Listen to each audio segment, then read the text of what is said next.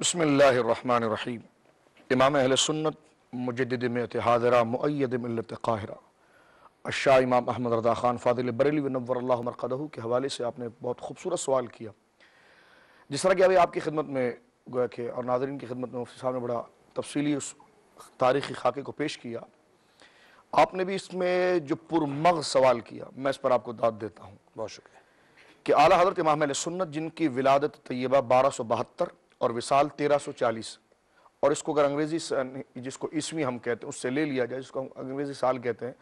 تو اس میں 1856 اور 1921 یہ پورا گویا کہ پیریڈ بنتا ہے۔ جس طرح کہ خواب تو آپ نے مقدمے میں خود ہی ذکر کیا کہ ایسی شخصیات سے متعلق اللہ رب العالمین نے پہلے سے ہی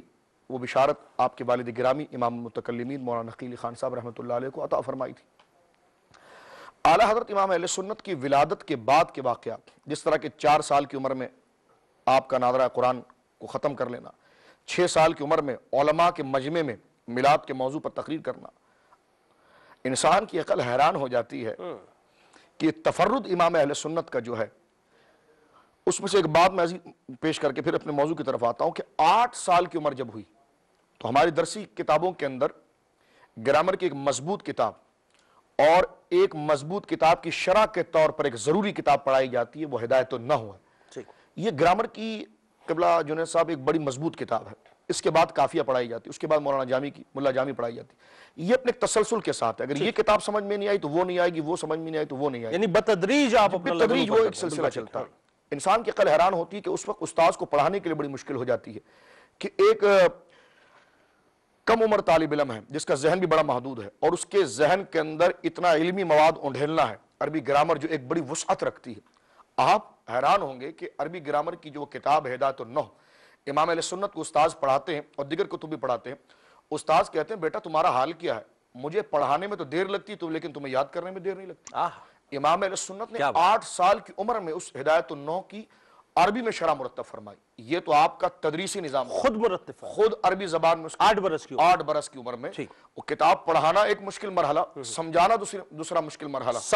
سمجھنے کے بعد 8 سال کی اس کم عمری کے اندر فاضل بریلوی رحمۃ اللہ علیہ کے سینے کو اللہ نے اس قدر انشراح فرمایا تھا، اور آپ کا شرح صدر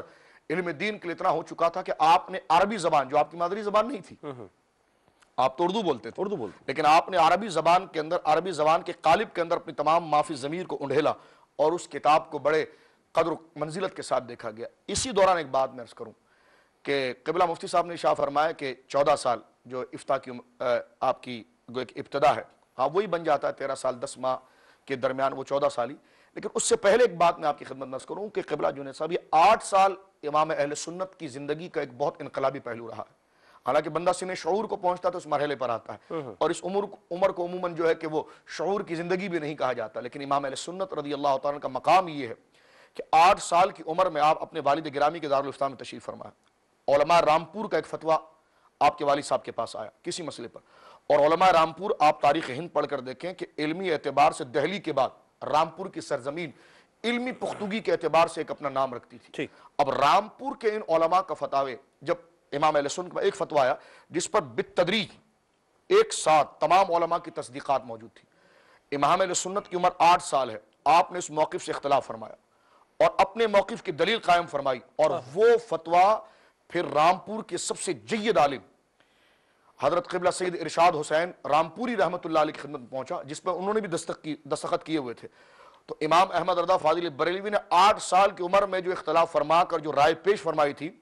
تو سید ارشاد حسین رامپوری رحمۃ اللہ علیہ نے اپنے مسئلے سے رجوع کیا اور کہا کہ دیکھو اللہ جسے چاہے اس عمر میں علم عطا فرمائے۔ اب رامپوری صاحب علیہ رحمہ کی جو عمر تھی اس وقت وہ بڑے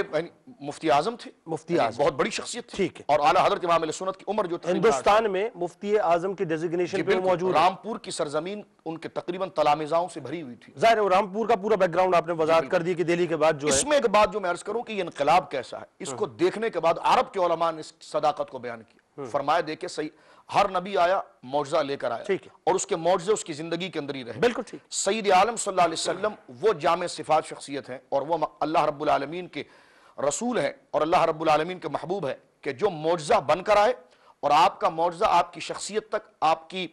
گویا کہ حیات ظاہری تک نہیں بلکہ قیامت تک معجزات کا ظہور ہوتا رہے گا، اور علماء مکہ و مدینہ نے اور علماء بلاد عرب کے علماء نے متفقہ یہ مسئلہ پیش کیا کہ امام احمد رضا الہندی کی کتب کو دیکھ کر، ان کی تحقیق کو دیکھ کر، ان کی عمیق نظر کو دیکھ کر ہمیں اس بات کا اندازہ ہوتا ہے کہ یہ مصطفیٰ کریم کے معجزات میں سے ایک معجزہ ہے۔ اس کے علاوہ ان کا منصب پر کیا کہا؟ مطلب یہ بات